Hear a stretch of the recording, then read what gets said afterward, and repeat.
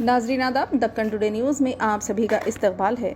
BRS party की पार्लिमानी इंतखाबात में 10 ता 12 नशिस्तों पर कामयाबी के लिए खुसूसी दुआ गुलबर्गा उर्स शरीफ दरगाह हज़रत ख्वाजा बंदे नवाज पर गिलाफ और चादर पेश की गई। वहीद अहमद एडवोकेट गुलबर्गा शरीफ खुतुब दक्कन ख्वाजा दक्कन दरगाह हज़रत ख्वाजा बंदे नवाज के सुदराज का 620वां उर्स शरीफ में अलहाज मौलवी वहीद अहमद एडवोकेट बीआरएस कायद की जानिब से गिलाफ में मुबारक और चादर गुल पेश की गई।